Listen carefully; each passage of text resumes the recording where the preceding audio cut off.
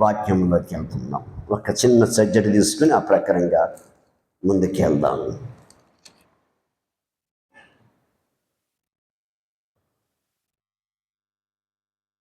ఆదికాండం 24వ అధ్యాయం 1 నుంచి. అబ్రహాము బహుకాలం గడిచిన వృద్ధుడై ఉండడం, అన్ని విషయంలోనూ యెహోవా అన్ని విషయంలో అబ్రహామును ఆశీర్వదించను. అప్పుడు అబ్రహాము తన కలిగిన సమస్తం తనకి వేలుచున్న తన ఇంటి పెద్ద దాసునితో, నీ చెయ్యి నా తొడ కింద పెట్టము, నేను ఎవరి మధ్య కాపురం ఉన్నాను, ఆ కానని కుమార్తెలలో ఒకదాన్ని నా కుమారునికి పెళ్లి చేయక నా స్వదేశం ఉన్న నా బంధువుల వద్దకు వెళ్ళి ఇస్సాకును నా కుమారునికి భార్య తెచ్చినట్టు ఆకాశం యొక్క దేవుడును భూమి యొక్క దేవుడైన యెహోవా తోడని నీ చేత ప్రమాణము చేయించెదను. హల్లెలూయా, హల్లెలూయా, హల్లెలూయా. ఇక్కడ గమనించాల్సిన విషయం ఏంటంటే, పిలిచింది దేవుడు కదా. అసలు అబ్రాము దేవుడు పనిలోకి రావడం, సేవలోకి రావడం కారణం ఏంటంటే ఆయనకి సంతానం లేదు. వాళ్ళ కుటుంబంలో సంభాషణ జరిగింది. ఇంకా సరే, అక్కడి నుంచి దేవుడు, నేను సృజించిన ఈ బొమ్మలను బట్టి నాకు పిల్లలు కలగరు, దేవుడని ఒక ఆయన ఉన్నాడు ఆయన అని, అట్లా దేవుడి గురించి ఆయన ఆలోచన చేస్తూ కుటుంబానికి దేవుడి గురించి తెలియనప్పుడే, దేవుడి పేరు తెలియకోమునిపే దేవుడి గురించి పరిచయం చేస్తామని, దేవుడు ఒక ఆయన ఉంటాడు, ఇలా ఉండడు అని చెప్పినప్పుడు దేవుడు పిలిచినాడు. ఇంకా దేవుడు పేరు ఎత్తాడు కాబట్టి ఆయన ఇంకా దేవుడు పిలిచినాడు. ఇంకా పిలిచి ఆ పిలిచిన ఏడది విధానం ఏంటది, అబ్రహాం నీ పుట్టిన ప్రాంతం, నీ స్వదేశం, నీ బంధువుల దగ్గర నుంచి ఇడిసి నేను చూపించి దేశానికి బయలుదేరమన్నాడు. ఇంకా మరి బయలుదేరినాడు. ఇంకా దేవుడు ఏంటిది విచ్చంత వరకు నిలబడ్డాడు, వరుసుకున్నాడు. దేవుడు చెప్పిన దేశానికి వెళ్ళినాడు. ఇచ్చిన మాట ప్రకారంగా దేవుడు తనకి కుమారుని ఇచ్చినాడు. ఆ కుమారుడికి వివాహం చేయడానికే తన ఇంటిలో తన పనివారిలో పెద్ద దాసుడు, మొదటి దాసుడు పిలిచి, నా కుమారునికి ఏంటిది ఈ కానని యొక్క ఏంటిది వాళ్ళల్లో ఏ స్త్రీని తీసుకొచ్చి పెళ్లి చేయవద్దు, నా స్వదేశానికి వెళ్ళి నా తండ్రి ఇంటి యొక్క నివాసంలో దగ్గర ఏంటి అక్కడి నుంచి ఒక అమ్మాయిని తీసుకొచ్చి నా కొడుకు పెళ్లి చేయమని తన పెద్ద దాసుని పిలిచి ప్రమాణం చేయించుకుంటాడు. ఆయన మరి ఈ తీరులో ఉన్నప్పుడు దేవుడు ఏం చేసినంటే అద్భుతంగా పిలిచినాడు, కుమారుని ఇచ్చినాడు. ఆ కుమారుని కొడుకు దేవుడే సిద్ధపరిచిన పెళ్లి కుమార్తెనికి. మనమేం చేస్తాం, ఆడపిల్ల పుట్టిన మగపిల్లడు పుట్టిన ఈరోజు మనం చాలామంది చూస్తాం, యేసుపురం నమ్ముకోమా అంటే, మా అబ్బాయికి పెళ్ళి అయిన తర్వాత అప్పుడు నమ్ముకుంటానయ్యా. నువ్వే చేసేది పెళ్ళి, నువ్వు చేస్తే ఎట్టుంటుంది, దెయ్యం తీసుకొస్తావు. ఎవరమ్మా?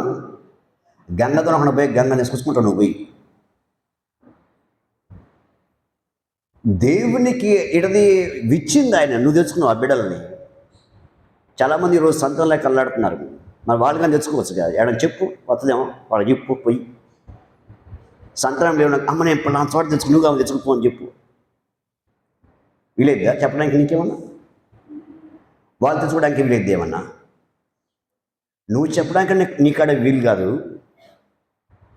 వాళ్ళు తెచ్చుకోవడానికి వీలు పడదు. దేవుడే విచ్చేది. విచ్చిన దేవుడు ఖచ్చితంగా జరిగిస్తాడు. అది కుమార్తె అయినా కుమారుడైనా సరే. కానీ ఆ దేవుని యొక్క ఆలోచన రాకముందు వీళ్ళైపోయి ఎనగదెత్తున్నట్టుగా, వీళ్ళేపో శ్రమపడుతున్నట్టుగా ఆ బిడ్డలకి జీవం ఇచ్చింది ఆయనే. ఆ సమయానికి వాళ్ళకి ఏం అవసరం కావాలో వాళ్ళకి ఇస్తుంది ఆయనే. అన్నీ చేస్తుంది ఆయనే. ఆయన కల్పిస్తేనే నువ్వు కింద మధ్యలో ఏం చేస్తున్నావు, బొమ్మలాగా తాళన్న పడుతుంది అంతే. హల్లెలూయా. మనం ఇస్తున్నాం వాళ్ళకి బట్టలు, మనం పెడుతున్నామా? ఏం లేదు. చర్చిలో ఇక నలమల అడవులలో చెంచుల పిల్లలు ఉంటారు. తల్లి మూతిగాని పడదు, ఇంత ఉడుకు పెట్టుకు ఎడదాకా కడతాడు. ఇట్లా వస్తుంటారు పిల్లలకి. వాడు జుట్టు అట్టట్ల కట్టకపోయింది. ఇక ఏంద్రా ఈడని చెప్పండి, ఈడికంటే ఈడి తల్లి ఇంకా ఇంకా భూతం లాగుంటుంది. ఇక భూతం అంటే ఏంటిది? దెయ్యం కంటే పెద్దమాట. ఇప్పుడు విన్నారా? మీకు అన్నీ ఒకటిలాగా ఉంటాయి. ఎందుకు? అందరూ దేవుళ్ళు ఒకటిలయ్యా అన్నట్టు ఉంటుంది మీకు. భూతం వేరు, దెయ్యం వేరు. దెయ్యం చిన్నది, భూతం దానికంటే పెద్దది. ఇంకా రాక్షసి అంటే దానికంటే పెద్దది కదా. ఈ పిల్లోడే ఇలా ఉంటే శివుడు పూసుకొని అంత పూసుకొని, వీడి తల్లి ఎలా ఉంది? అబ్బో స్టైల్లో ఉంటుంది. అన్నం తిని ముద్దు చూసుకుందామంగా. సరే ఈడి ఏమేటుందో, ఈ మొగుడు ఎట్టుండో చూద్దామంటే వాడు ఇంకేటది, ఓ పక్క శివుడు, ఓ పక్క కళ్ళలో పుసుళ్ళు. వాడు పని వాడు ఒక పక్క ఇడదు సొక్క నల్లగా అంత ఉంటుంది, అన్నీ పూసుకుంటాడు వాడికి. ఆ తీసుకొచ్చి నీళ్ళు ఇస్తే నువ్వు తాగుతామా? వాన్ చేసుకొని తాగుతావా? తీసుకెళ్తాను, ఎప్పుడైనా తీసుకెళ్తా, మళ్ళీ తీసుకెళ్ళి అటువంటి వాళ్ళు తీసుకెళ్ళి వాళ్ళ యుద్ధ పాప మా అక్కకి నీళ్ళు మంచిగా దప్పిగా డీపు అని చూతాను. వాంతి చేసుకుంటే అప్పుడు చూస్తే మీ పనికి. హల్లెలూయా. ఒక పాస్టర్ గారు నాతో అన్నాడు, ఇంకా రాయేషన్న నన్ను అడిగి తీసుకుని వాక్యం చెబుతాను. నాకేడు వీలు పట్టలేదు, తినడానికి దిఖాన్ లేదు నాకాడ, నువ్వు వస్తే పరిస్థితి. నేను వినలేదండి, పాస్టర్ గారు చెప్పిండు. ఇక పాస్టర్ గారికి చెప్పి, అన్న నేను రాయేష్ నమ్మట పోతా అంటే, అన్న నన్ను లోపల పిలిచి రాయేష్ సంగతి ఇట్లా అంటున్నాడు అంటే, అన్న ఆడ అన్నం దొరకదు, నీరు దొరకవు, పండుగ డొప్పుడు దొరికిందో ఇది తెలియదు, అక్కడ మనల్ని పిలిచి అన్నం పెడతారో తెలియదు, వాళ్ళకి లేదన్నాం, ఇది పరిస్థితి. అలా అన్నిటికీ ఇష్టపడతారా మనం? నేను చింతకాయలు తింటా ఆకలి అయితే, ఆయన తింటారా? ఆయన ఏ దొరుకుతుంది తింటా ఆకలి అయితే ముందు నేను బతకడానికి. ఆయన తింటాడంటే తీసుకుపోతాడు, నన్ను ఏం అడగద్దు మళ్ళీ అని చెప్పినాక. సరే తీసుకుపోతే ఇక్కడికి నేను ఇసుకుతున్నాయి అని చెప్పి ఆయనకి తీసుకుపోయినాక. సాయంత్రం గుడెంగి ఎక్కడ పెద్ద ఆడికి పోలే, ఇక్కడ అక్కపొలం దగ్గరనే చిన్నపాలెం అని ఆ గుడెంకి వెళ్ళినాం. ఇటు నుంచి పోవచ్చు, ఇటు పొలం చెరువు గార్ల పంట మీద వెళ్ళిపోవచ్చు. సాయంత్రం కాడికి జరిగిన తర్వాత ఏమైందంటే, ఎవడు మమ్మల్ని పిలవట్ల. నేను చెప్పింది చదువుతున్నాడు. ఆడ అన్నకి ఏం చెప్పిండు అది చదువుతుంది. ఎవడు పిలవట్ల. ఏం చేసిన ఒక రాయిని కూర్చొని, రాజేష్ పిలువు, అందరూ పిలువు అంటాడు. ఏమన్నా చుట్టాలని నేను రమ్మంటే రాడానికి వాళ్ళు. ఒక ఊరికి సువార్త చెప్పినాము, నా మొక్క పరిచయం వాళ్ళకి లేదు, వాళ్ళ పరిచయం నాకు లేదు. ఇంకా దేవుని బట్టి పరిచయం చేసుకుంటాం. రండ్రమ్మ మా పెద్ద పాస్ వచ్చినని చెప్పంటే వస్తాడా? ఎవరు వస్తారు? ఇంకా లాస్ట్కి మేము దిగిన కాశని కొంతమంది వేరే అన్నలు దిగినారన్నమాట. ఈ చెంచులను అడిగి, వీళ్ళకి మేము పెద్ద పరిచయంలో ఈ చెంచులను అడిగారు ఎవరు అని చెప్పంటే మా పాస్టర్లు చెప్పారు. వాళ్ళకి వీళ్ళు పాస్టర్లు మీకు తెలుసుకుని కానీ మమ్మల్ని కాపాడటానికి వాళ్ళ మావోలే అండి, మా పాస్టర్లు అని చెప్పారు. వీళ్ళు చర్చికి రారు, ఎవరు రారు, కానీ వాళ్ళకి ఆ మాట చెప్పారు. అయిపోయింది. 8-9 అయింది. ఆకలి అవుతుంది రాయేష్ అని వాళ్ళకి. సరేనా, అక్కడ వాటర్ ముందు పోయేస్తాను చెప్పి, ఎక్కడ గూడెం దాటినాక టర్నింగ్ తిరిగిన పెద్ద వాటర్ ఉంటుందన్న అని చెప్పినాక. లేదు రాయేష్ అన్న అని చెప్పాడు. అందులోకి ఒక తాగుబోతులు వచ్చిండు చూక్కుంటా. పాత్ర బోతుంటావా ఆయనక తింటా ఆయనక. వాడు ఏం చేసిండు, వాడికి భార్య లేదు, భార్య వెళ్ళిపోయింది, వాళ్ళిద్దరు గొడవ.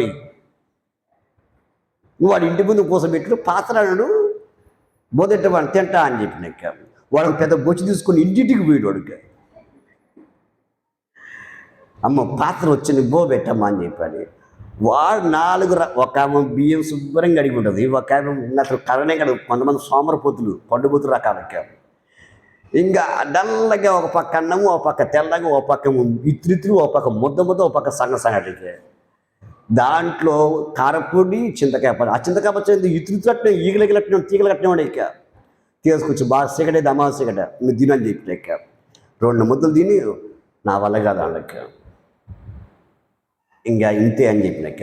ఇంతకు మించి నేను ఏం చేయలేనా? దేవుడే మనల్ని ప్రేమించి ఇంటింటికి పొచ్చిచ్చి వాడు చెత్త తెప్పించినాడు. ఇంతకంటే మంచి భోజనం దొరకదు. ఆయన అప్పుడే వచ్చిన పాపం సేవలో కొత్త పాపం అని ఇట్ట భోజనం తిని ఎవడు సేవ చేస్తాడా?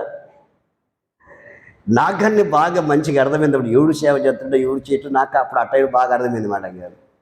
ఇంకా నా ఆలోచన ఇంకా నువ్వు తింటే తిను లేకపోతే లేదని నేను రేపు బతకాలి, రేపు ఏం చేయాలి, రేపు బతకాలి, నేను బతకాలి నేను తినాలిగా. ఇంకా శుభ్రంగా అన్నీ అడ్డోగులకు పిసికినాక అదే అప్పుడప్పుడు మనం చాలా పని పోతే ఆ అన్నం ఈ అన్నం కలుపుకొని ఒక్క ఇడిది దాని ఏంటో బట్ట వేసుకొని తింటారు కదా, అట్లా మొత్తం అడ్డగులు కలిపి తిన్న వరకు తిని అన్నం తినని సూపర్గా ఉందాను. నేను ఎందా దీంట్లో బాగాలేదురా ఇప్పుడు తినని చెప్పి ఇంకా తినాడు ఇంకా. తినిన తర్వాత బలబాగుంది రాయేసాడు. ఇది చూసాక నేను చిన్నప్పుడు పని కూడా కదా, ఇది చూసాక ఈ స్థాయిలో పంపించిన మా దగ్గర తిని అంతా. ఇప్పుడు నాకు ఏమైందంటే వాడు మాకు అన్నం పెట్టుడు ఇంకో ఓట్ల మమ్మల్ని ఇడిచిపెట్టి పాత్ర రేపు ఏం చేస్తారు నన్ను పట్టుకున్నా. ఆయన పెద్ద గుండు కదా, నేను పట్టుకున్నా కదా, పాత్ర నువ్వు రేపు ఏం చేస్తారు సరే కానీ అది మంచం వేసి పడుకో. మంచం అది ఏంటి మంచం, అది అడవి తాట బాగా లావు వెళ్ళి మంచం వెళ్ళి వాళ్ళకి. ఈయన పట్టు పరుమి మనిషి దిమ్మ ఒకటడా ఇంకా బండుకొని అబ్బా ఒత్తుకుంది రాసేసాడుకే అలా. రేపు సేవ కొత్తమంటే మొత్తం ఈపు కట్టుకున్నారు, ఎడదింటే అవ్వకడ బత్సం ఏడ పడుకుంటే ఆడేసుకుందామని చెప్పి ఈ రీతిగా ఆ రోజు చూసిన సేవ 2 రోజులుండి లాస్ట్కి మళ్ళీ అయ్యా రాయేష్ నేను రమ్మంటున్నాయా అని పాసాడు.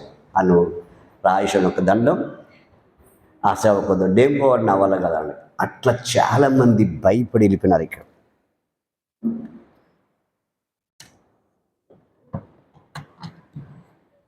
చాలామంది అట్లా భయపడి వెళ్ళిపోయినారు. అయిపోద్దాము కుదరక.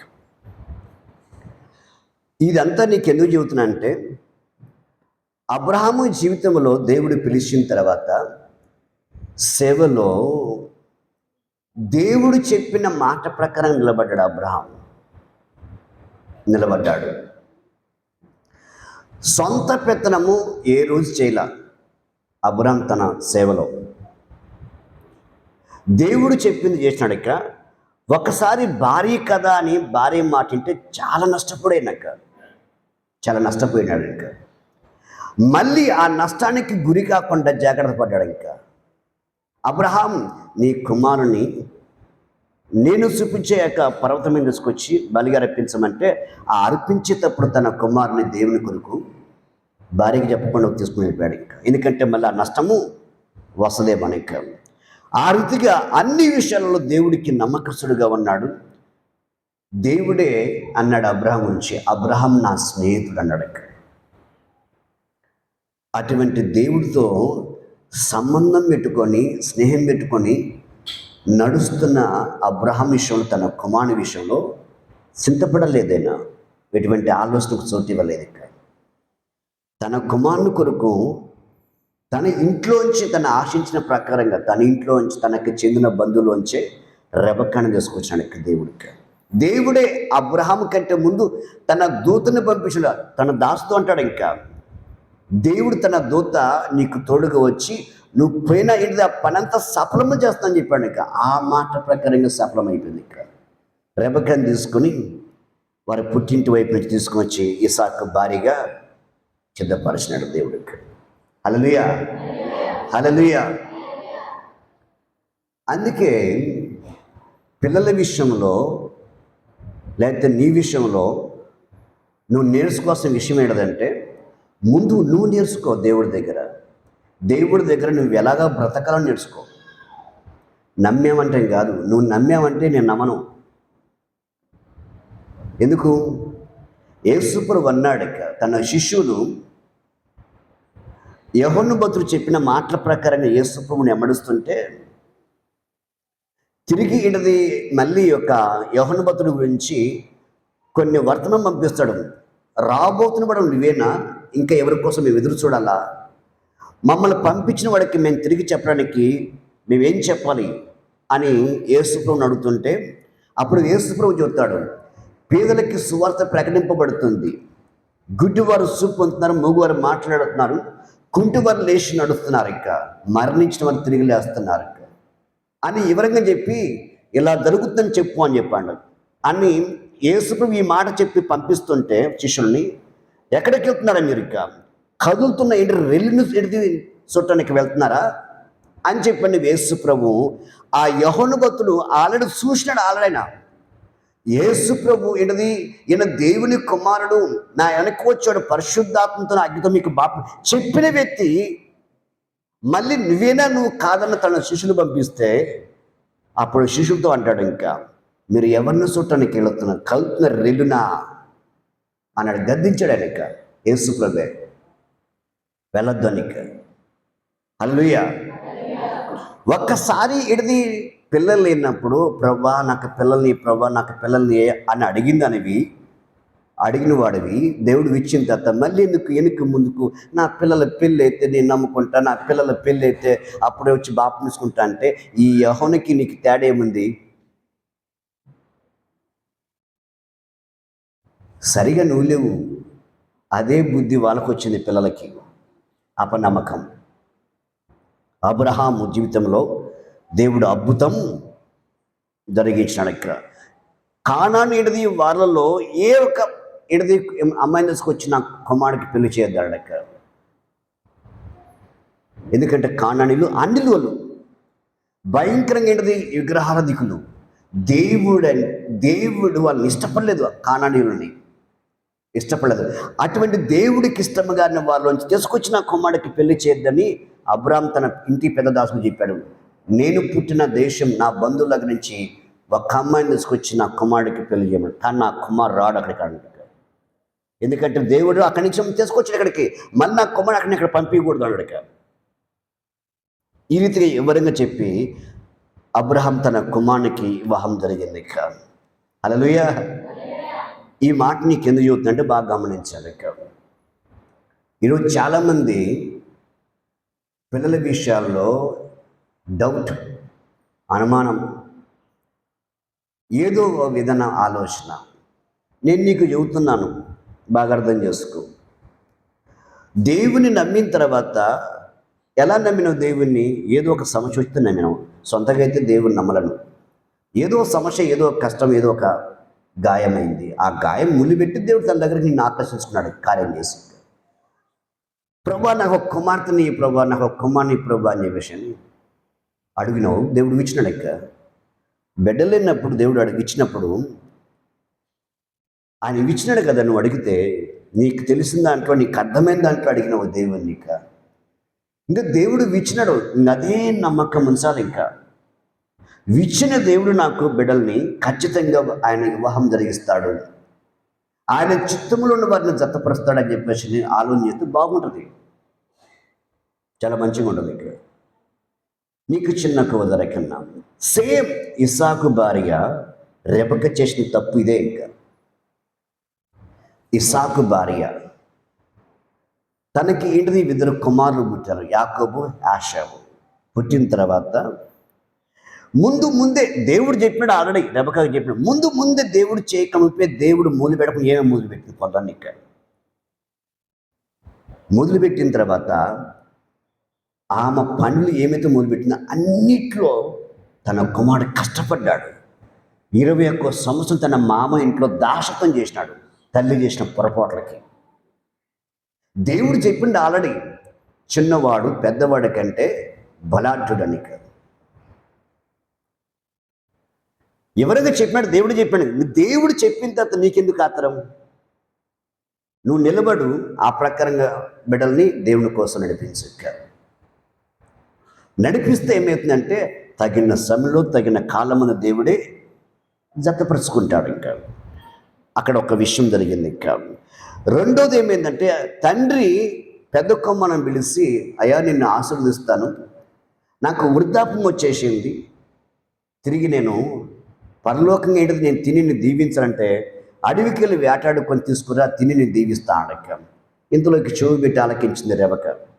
ఆలకించి పెద్ద కొమ్మడు అడవికి వెళ్ళి ఆ జంతువు తీసుకొచ్చడానికి చిన్న కొమ్మని రెడీ చేసినాక, ఈ పెద్ద కొమ్మానికి ఒళ్ళంతా రోమ, ఆ ఒంటి రోమకు ప్రతిగా ఏం చేసింది, ఆ మేకది ఆ బొత్సంతా అదికి ఇచ్చేసింది. ఆ మేకని శుభ్రంగా మంచిగా అడవి ఏట మోసలాగా వండి ఆ చిన్న కొమ్మానికి ఇచ్చి, మీ నాన్నగా పెట్టి దీవించుకుని రాపు అని చెప్పండి. మీ నాన్న ఏది దీవిస్తాడో ఆ దీవెన పొందుకోరమాట. ఆపరేకంగా దీవిస్తాడు. ఇక దీవించి అంత అయిపోయిన తర్వాత పెద్ద కుమారుడు వస్తాడు. పెద్ద కుమారుడు బో నిరుతాడు. ఇక కుటుంబంలో అన్నదమ్ముల మధ్యలో కలహం వచ్చింది. దేవుడు చెప్పిన పని, దేవుడు చేస్తున్న పని ఆ ముందు జ్వరబట్ట వలన అన్నదమ్ముల గొడవలు వచ్చినాయి. అన్నదమ్ముల మధ్యలో గొడవ వచ్చింది. దేవుడు చెప్పినాడు ఆల్రెడీ, రెబెక్కకు చెప్పినాడు, నీ చిన్న కుమారుడు బల్లాడ్డైతాడు.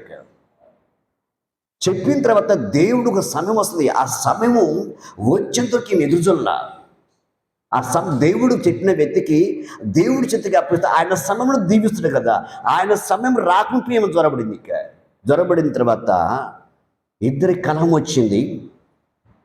తమ్ముని చంపడానికి అన్న రెడీ అయినాడు. ఇక రెడీ మళ్ళీ ఏం చేసినంటే, నా తండ్రి సాగు బతుకులో ఉన్నాడు, ఒకేసారి నేను 2 మరణం చూడని చెప్పేసి మా నాన్నగారు చనిపోయి భూస్థాపన కార్యక్రమం అయిపోయినాక అప్పుడు ఈ సంగతి చెబుతా అని యాకోబు అన్న కోపం పెట్టుకున్నాడు. ఇక ఈ తల్లి చేసిన తప్పుకి తిరిగి అన్న సంపుతడం ఈ కోపములో యాకోబుని చిన్న కుమారుడు, నా చిన్న కుమారుడు యాకోబుని ఏంటి పెద్దవాడు సంపుతడం ఆలోచనతో నా తండ్రి ఇంటికి బయలుదేరని తల్లే పంపించింది. మళ్ళీ చూడు ఎలా ఉందో, ఓ పక్కేమో జ్యేష్ఠాస్తి కోసం, ఓ పక్కేమో ఆశీర్వాదం కోసం. ఎన్ని తప్పులు ఆ వైపున జరిగినాయి. తల్లి చేసిన జ్వరబడింది మన తల్లి. ఆ రెబెక్క మాటని కానీ ఇసాక్ కానీ, అయ్యా ఇక్కడ ఉంటే మీ అన్నని చంపేస్తాడు, మీ మామ ఇంటికి బొమ్మాడకి అడిగిపోయిన తర్వాత ఏమింది, రాహేలు కనబడింది. ఇక మొట్టమొదటిగా అడుగు పెట్టాలని రాహేలు కనబడింది. రెబెక్క కంటే బాగుందంగా ఉంటుంది ఆమెక. ఆమెను చూసి ఈడది మంచిగా ఈయన ఆకర్షితుడై మా మామ కూతురుగా చేస్తే ఇష్టపడ్డాడు. ఇంకా కొన్ని రోజులు దాటిన తర్వాత, 1 నెల అట్లా దాటిపోయిన తర్వాత ఈ యాకోబు మామ, అయ్యా నా కాడ ఒత్తిగా నువ్వు పని చేయొద్దు, నువ్వు బంధుడివి, నా దగ్గర ఉన్నావు, నువ్వేమడుగు తొబడుగు, నాకు కొలువు చేయి, ఆ కొలువు ప్రకారంగా నేను నీకు ఇస్తాను. నాకు ఏమి వద్దు మామయ్య, నీ కూతుర్ని రాహేలు నీవు, నేను 7 సంవత్సరాలు నీకు కొలువు చేస్తాను. ఇంకా దేవుడు ఇచ్చే భార్య కోసము ఎదురు చూస్తే ఈ కష్టాలు ఉండవుగా, ఉంటాయా? ఈరోజు చాలామంది అదే తప్పుడు చేస్తున్నారు. ఇంకా మా అబ్బాయికి పెళ్లి చేయాలి, మా అమ్మాయికి పెళ్లి చేయాలి, పెళ్లి చేసిన వారానికి ఏమో ఒక గ్లాసు, ఒక పళ్ళెం, ఒక మంచం తీసుకొని బయట కూర్చుంటుంది. ఎవరు? పెళ్లి చేసిన వాళ్ళు. ఎవరమ్మా? అర్థమవుతుందా? సత్తలకు అర్థమవుతుందా? బుజ్జక్క నీకు అర్థమవుతుందా? కొడుకు పెళ్లి చేయాలి, కూతురికి పెళ్లి చేయాలి, చెయ్యి.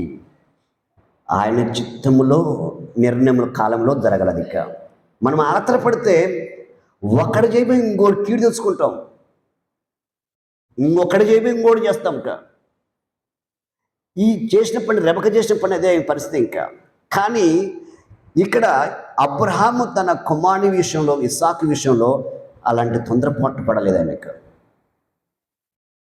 తొందరపాటు పడలేదని. ఇంకా దేవుని చిత్తమస్తారగానే వివాహం జరిగింది ఇస్సాకి. అద్భుతంగా తన జీవితంలో ఏంటది, ఇస్సాకు ఎక్కడ కానీ దుఃఖపడ్డాడు కానీ, ఏడ్చినట్టు కానీ, కుమారుని పెట్టి తండ్రి ఏడ్చినట్టు కానీ బైబిల్ ఎక్కడ రాయబడలేదు. ఇంకా అద్భుతంగా దీవించబడ్డాడు. ఇంకా తండ్రి ఎటువంటి రీతిగా దేవుని ఎదుట నిలబడ్డాడో అలాగనే ఎటువంటి దాశత్వంలో పోకుండా తన కుమారుడు కానీ ఇస్సాకు దీవించబడ్డాడు, అనేకులకి ఆశీర్వాదకరంగా నిలిపాడు. ఇంకా కానీ రెబెక్క తన కుమారుల విషయంలో దేవుడు తీసుకోవాల్సిన ఏంటది ఆ పనిని ఆమె త్వరగా తీసుకుంది. ఇంకా నష్టపోయింది. కుమారుల్ని ఒక చోట ఏంటది లేకుండా అయిపోయారు, భేదాలు వచ్చేసి. యాకోబుని పంపిస్తే సరే, ఏదేమైతే ఎన్ని తిక్కల పని చేసినా, ఎన్ని చేసినా దేవుడైతే వాళ్ళని ప్రేమించింది కాబట్టి ఆ దుఃఖాన్ని, ఆ శ్రమని దేవుడు మహిమగా మార్చేసినాడు. ఇక్కడ ఆ దుఃఖాన్ని, ఆ శ్రమని ఎవరిని బట్టి? అబ్రహామును బట్టి మారిందంతే. ఇక్కడ వాళ్ళు యాకోబుని బట్టి కాదు, ఇది ఇస్సాకుని బట్టి కాదు. అబ్రహాముకి దేవుడు ఇచ్చిన మాట ప్రకారంగా యాకోబు కానీ, యాకోబు తల్లి రెబెక్క కానీ వీళ్ళు చేసిన పొరపాట్లలో దేవుడు దాన్ని మహిమగా మార్చి ఆశ్చర్యంగా వారి జీవితాలను ఆస్వాదించాడు దేవుడు. ఇక్కడ హల్లెలూయా, హల్లెలూయా. ఎంతకాలం టైం పట్టింది? 21 సంవత్సరం. ఏంటిది? మామ దేశంలో, సిరియా దేశంలో ఉన్నాడు ఆయన. ఈ తల్లి చేసిన పొరపాటుకి అదే 21 సంవత్సరం ఏంటిది? కుమారుడు పెళ్లి చేసుకుని ఎక్కడో ఉంటే ఈ తల్లి ముషితనం వచ్చింది, బాధపడింది. పెద్ద కుమారుడు ఏం చేసినాడు? కానాన స్త్రీని పెళ్లి చేసుకున్నాడు. వచ్చిన ఏంటిది? ఆ పెద్ద కుమారుడు చేసిన పొరపాటుకి ఏమిటంటే ఆ కానాన స్త్రీని, ఇస్సాకుని తిరిగి రెబెక్కని ఎంతో కష్టపెట్టారు. వాళ్ళు దుఃఖపడ్డారు. వాళ్ళు ఏదైన పడ్డారు. పెద్ద కుమ్మడం పెట్టి కష్టాలు వచ్చినాయి, చిన్న కుమ్మడం దగ్గర లేకుండా పోయాడు. ఈ తల్లి చేసిన పొరపాటుకి అట్నుంచి తిరిగి వచ్చడానికి ఇక్కడ రెబెక్క లేదు, ఇంకా చూడలేకపోయింది, కుమారుని చూడలేకపోయింది. ఇటువంటి పరిస్థితులు మనం చూస్తున్నాం సమాజంలో, కుటుంబాలలో. దేవుని నమ్మినారు, దేవుని యొక్క ఆశీర్వాదం ఏంటది పొందుకొని ఆశీర్వాదం ఏంటది కరంగా లేకుండా పోయారన్నమాట విశ్వాసం ఈ రోజులలో. దేవుని నమ్ముకున్నామని చెబుతారు, కానీ పెళ్లి నాటికి బాపునోడి దగ్గరికి పోతారు. ఏ రోజు మంచిదయ్యానికి బాగా గమనించండి. ఇక్కడ కూర్చున్న వాళ్ళు క్రైస్తవులుగా పిలబడ్డవారు, మీ కుమారులు మీ కుమార్తె ఇక్కడ చేశారా లేదా? చేయలేదు అని చెప్పేకెత్తాను, నేను చేయలేదయ్యా అని చెప్పేకెత్తండి.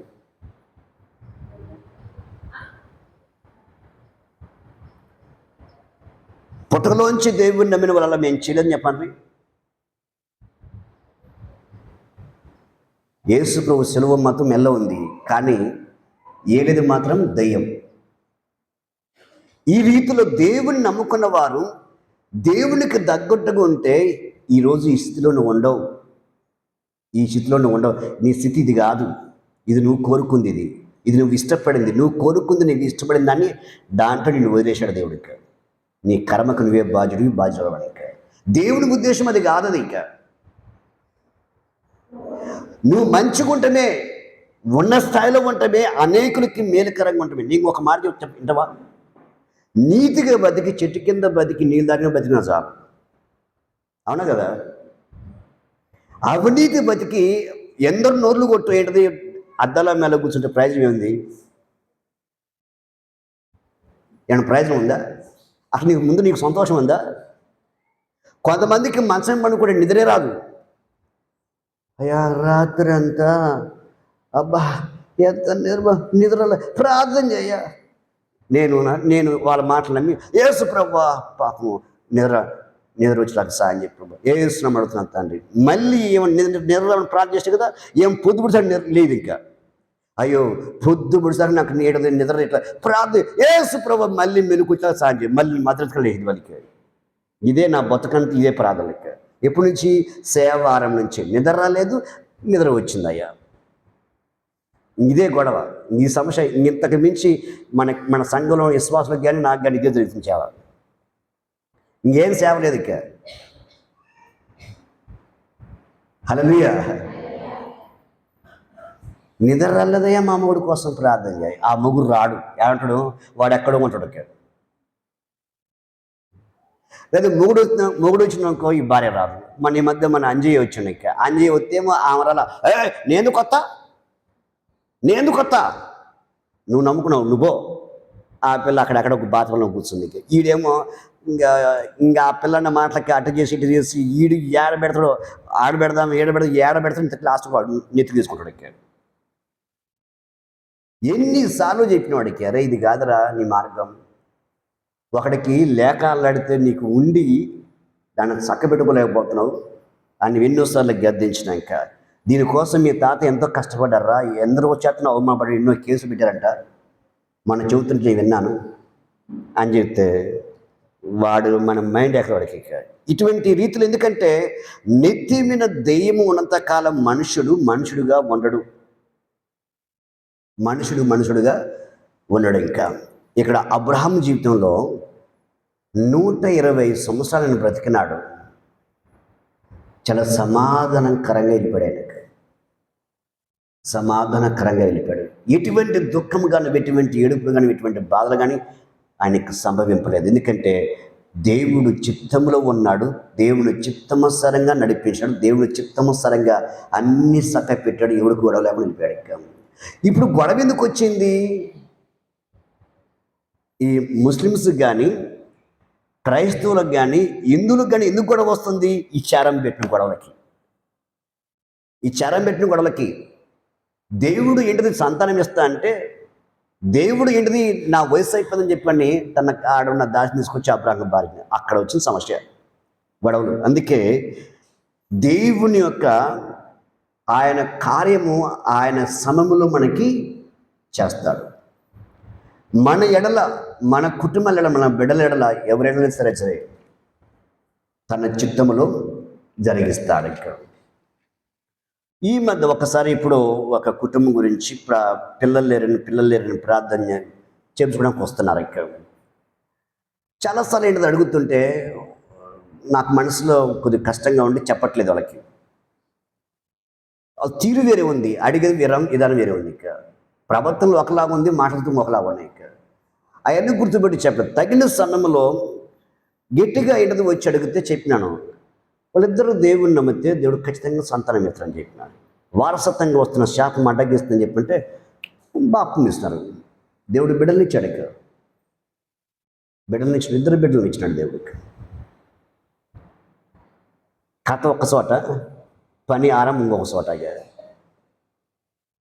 ఇట్లా దేవునికి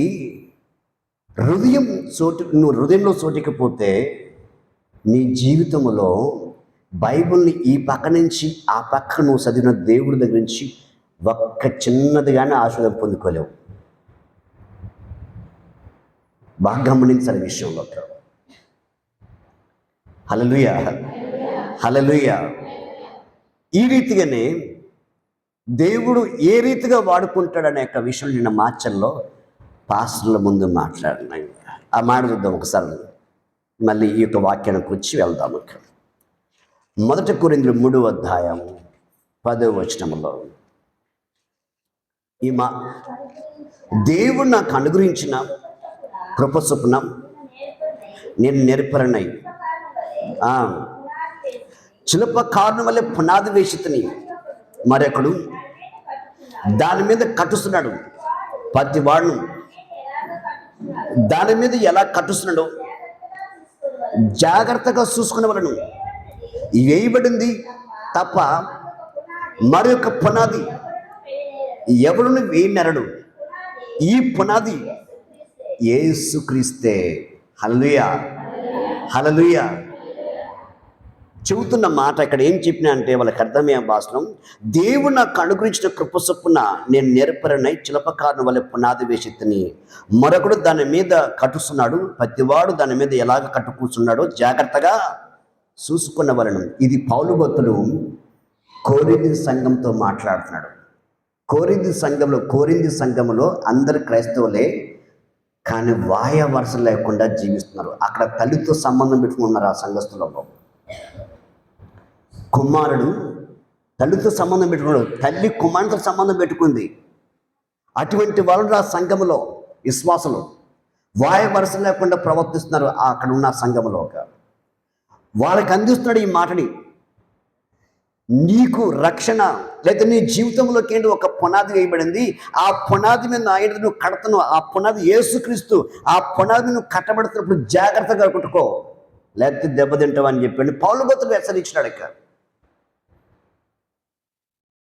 హల్లెలూయా.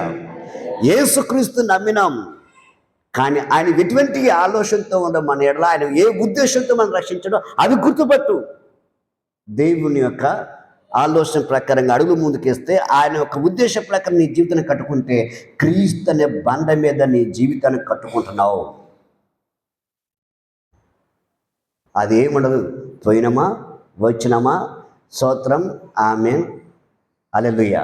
మన ఈ మధ్య మన హాల్లో కానీ లేకపోతే ఎవరన్నా అన్నా ప్రార్థన చేయవా అంటే, యేసు ప్రభా దీవించు, రక్షించు, కాపాడు ఆమె అంటే అనే వందనాలు.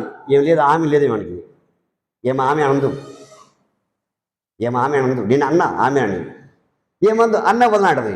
ఏమ్మా ప్రార్థన చేయమని చెప్పినావు, కష్టాల్లో బాధలు ఉన్నాయని చెప్పినావు, నేను నీ కోసం ప్రార్థన చేసినా కదా, ఆమెని అన్నప్పుడు నువ్వు కానీ నాతో పాటు ఆమెనంటే ఆ ప్రార్థన నీకు ఫలిస్తుందమ్మా, లేదా ఫలించదని చెప్పినాక అయ్యా అట్లా ఏమి ఎప్పటి నుంచో దేవుణ్ణి నమ్ముకున్నామేమా? కారణం ఏంటిది? దేవుడి కంటే నాకు ఇటుది ప్రాధాన్యత ఎట్లా? దేవుని కంటే నన్ను ఎక్కువ ప్రేమిస్తే ఎట్లా? అప్పుడు విగ్రహ పూజ చేసినటువంటి జాగ్రత్త. పాస్టర్ గారు నీ కోసం ప్రార్థన చేస్తున్నప్పుడు ఆమెనప్పుడు ఆమెనలై ఆ ప్రార్థనలు ఏకీపించినట్టు అవుతుంది. సేవకుడు చేసిన ప్రార్థన నీకు ఆశీర్వకరంగా మారిపోతుంది. నేను ఆమెనను ఆమె అనలేదు. అన్నయ్య వందనాలు అన్నయ్య. ఇంకా మళ్ళీ మాటించి మా అబ్బాయి తుమ్ముతున్నాన్నయ్య, మా అబ్బాయికి ముక్కు లావైందన్నయ్య. మళ్ళీ ఎలా చితికి మరి ఇన్ని సంవత్సరం నుంచి దేవుని సన్నిధికి పోతున్నావు, ప్రార్థన చేస్తున్నావు, ఏం నేర్చుకున్నావు? పాస్టర్ గారిని ప్రేమించటమా? పాస్టర్ ఎలా ఉంటాడు? బోధడు. మనిషి అయినా, దేవుడు కాదు. పాస్టర్ నెత్తిని పెట్టుకోవద్దు, గౌరవించంతే. పాస్టర్ కంటే సంఘానికి, దేవునికి ప్రాధాన్యత ఇవ్వు. సంఘంతో సావాసం ఉండాలి. నీకు సంఘంతో సావాసం ఉండాలి. క్రైస్తవులు అనేవాళ్ళు విశ్వాసంతో మంచి స్నేహము సావాసం ఉండాలి. ప్రార్థన అయిపోయిన తర్వాత ఒకరికొకరు వందలు చెప్పుకోవాలి. మగవారు ఏంటి, పురుషులు ఏంటి చేయి కలుపుకోవాలి. ఆడపిల్ల చేయి కలుపుకోవాలి, వందలు చెప్పుకోవాలి. సంఘం యొక్క సావాసం అది. తిరిగి ప్రతి ఆదివారం దేవుని యొక్క మాటలు వినాలి. ప్రతి ఆదివారం దేవుడు సన్నిధిలో ఉండాలి.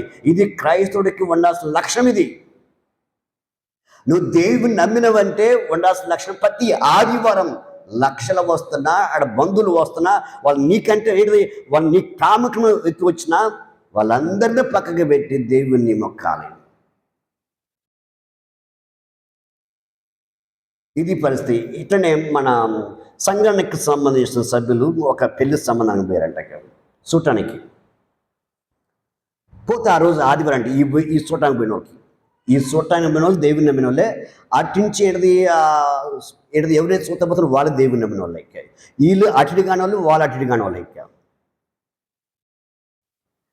వీళ్ళు ఆదివారం పూట పోయినారు. వాళ్ళు ఏం చేసిండ్రు, వీళ్ళ ముందు బత్తు చూపించడానికి వెనక ఒక వాకిలు ఉంది. ఇంకా వీళ్ళు ముందు పోతే వెనక్కి పోయి చర్చిలో కూర్చోబెట్టారు. ఎందుకు వీళ్ళకి బత్తు చూపించడం? మేము మీకంటే బత్తులు మనకి. పెళ్ళి అయిపోయింది. పెళ్ళి అయిపోయిన 4 రోజులకి ఏం చేసిండ్రు, ఆ చర్చి బత్తి పోయింది, ఈ చర్చి బత్తి పోయింది. పెళ్ళి పెటాకులు అయిపోయింది. పెళ్ళి పెటాకులు అయిపోయింది. ఆల్రెడీ ఒకసారి వెచ్చరక చేసిన దేవుడు చెబితే, దేవుణ్ణి చేసే కార్యాలను తెలిసిన కంటికి కనపడ హృదయం గోచరము కావు. ఎవరికి చెప్పినా ఎలా కనపడ్డా అంటే పొట్టిగా ఉన్నా కదా, సన్నగా పొట్టిగా బక్కగా ఉన్నా, హైట్ లేని కదా, తెల్ల సొక్క తెల్ల ప్యాంట్ వేసుకొని నేను. రియాలిటీ ఉన్న సేవకుడు మాటల్లో కనబడుద్ది, వస్త్రదానం కనబడదు. పౌలు భక్తుడు, ఈ కొరింథీలో పౌలు భక్తుడు గోషి పెట్టుకుని వాక్యం చెప్పాడు. గోషి పెట్టి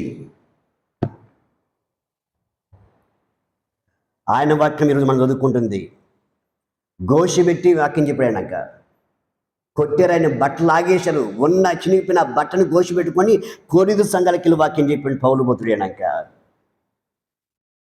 నీకు కావాల్సింది ఏంటిదంటే దేవుని మార్గంలో నడుచుకోవడానికి సత్యం మాటలు కావాలి. నువ్వు ఎప్పుడు ప్రేమించినావు దేవుణ్ణి? సేవకుడు మాట వినటానికి. మనుషుల ముందు బతి తప్ప దేవుడి ముందు నీ బతి కనబడదు. ఇక హల్లెలూయా, ఆలోచించండి. లాస్ట్కి ఈ మాట ఏం చెప్పినానంటే వాళ్ళకి అర్థమయ్యేలాగా సాక్ష్యం చెప్పిన, సేవ అంతా సాక్ష్యం చెప్పి అంతా అయిపోయిన తర్వాత కొంతమంది సేవకులు, ఇక్కడ పానికపాలెంలో ఒక సేవకుడు ఉన్నాడు. ఆ ప్రాంతం నేను సువార్తకి వెళ్ళిన తర్వాత ఆయన ఎక్కడికి సువార్తకి వెళ్ళినట్ట ఆ పాస్టర్ గారికి. అప్పుడు నేను సేవకు వచ్చిన కొత్తలో 2 సంవత్సరాలు 3 సంవత్సరాలు అయిందంతా. ఇక ఆమె వచ్చి బాపం తీసుకుంది. ఆ చుట్టూ ఉన్న వాళ్ళ బాబాలు కానీ వాళ్ళ అక్కలు కానీ తోడుకుని అందరూ వచ్చి బాపం ఒక 29 బాపం ఇస్తాను. ఇక్కడ లాస్ట్కి ఆ సేవ చేస్తున్న ఆ పాస్టర్ గారి భార్య, అన్న మీరు మా ఇంటికి వచ్చి ప్రార్థన చేయమంది. సరే అమ్మా ప్రార్థన చేస్తానని వెళ్ళినాక ఆమె కుర్చీ కోసం పెట్టింది, మాట్లాడుతుంది. ఒక పిల్ల వచ్చి అమ్మా ఆకలి అవుతుంది అంటుంది. ఒక పిల్ల ఆగు అంకులు పోతాడు మళ్ళీ అని నాతో మాట్లాడుతా పిల్లని బయట వాడుకుపోంటుంది. ఇక మళ్ళీ కాసేటికి ఆ పిల్ల ఇంక తల్లి చెప్పిన కాసేపు ఆడుకుంది, కడుపులో ఆకలి అవుతుందా ఆడుకోవాలంటే, మళ్ళీ వచ్చి అమ్మా ఆకలి అవుతుంది అనగానే 2 సార్లు అయిపోయింది, 3వసారి అయిపోయింది. ఆ ఆకలి ఏదో నాకు తెలుసు. ఎందుకంటే అన్నం లేని టైంలో 3 రోజులు పొత్తు పండుకున్నాను గంజి దాగి, అది తెలుసు అన్నమాట. ముందు ఆ పిల్లకి అన్నం పెట్టమ్మా, తర్వాత నేను మాట్లాడు లేదు ఒక అరగంట సేపు కూర్చొని మాట్లాడతాను చెప్పినాక. పెడతానయ్యా, మళ్ళీ నువ్వు ఇబ్బంది కదా పెడతానయ్యా అని చెప్పింది. అన్నప్పుడు ఈ ఈ ఉంటాయి కదా బాగా షోగా ఉంటాయి గిన్నెలు శుభ్రంగా, అవన్నీ చూసినాయి. ఎక్కడ చూసినా కడిగిన గిన్నెలు ఉన్నాయి కానీ అన్నం వండిన గిన్నెలు కనబడలేక, ఏమ్మా పిల్లలకి అన్నం పెట్టలే అంటే, ఇంకా లేదన్నయ్య నువ్వు వెళ్ళిపోయిన తర్వాత పెడతాను. సరే నేను వెళ్ళొస్తా ప్రార్థన చెప్తా. కూర్చోనే అని చెప్పింది. ఇంట్లో అన్నం లేదమ్మని అడిగినాక, ఎప్పుడైతే ఈ మాటను లేదన్నయ్య అని చెప్పాను. ఏం మీ ఆయన ఏం చేస్తాం, మనం సేవ చేస్తారని చెప్పాను. సేవ చేస్తే పిల్లల్ని పత్తు పెట్టాడు దేవుడు అని చెప్పి, ఎక్కడ ఏం కథ మీ ఆయన సేవ అయిందమ్మా అని చెప్పంటే ఏదో చెప్పొచ్చింది, అది విన్నాను. అయిపోయిన తర్వాత అక్కడ మన సంఘస్థులు అంటే ఒక 10 కేజీలు బియ్యం తెప్పించి ఆమెకి ఒక 500 రూపాయలు డబ్బులు ఇప్పించి తెచ్చుకునే ముందు పిల్లల కన్నం పెట్టేసుకుని నేను పోతాను ప్రార్థన చేసేసినట్టు. వీలైతే మీ ఆయన రేపు వచ్చి కలవమని చెప్పిన తర్వాత వాళ్ళిద్దరు వచ్చినారు. ఇక ఇద్దరు భార్యాభర్తలు వస్తే చెప్పిన దేవుడి గురించి చెబుతా, నీకు సేవ చేయని ఆశ ఉంది కాబట్టి చెబుతాను, అలా ఫాలోగా, నా కింద నువ్వు ఉండొద్దు దాసుడిగా, నీకు దేవుడు చెబితే చెయ్యి, దేవుడు చెప్పకపోతే చేయొద్దని చెప్పినాక.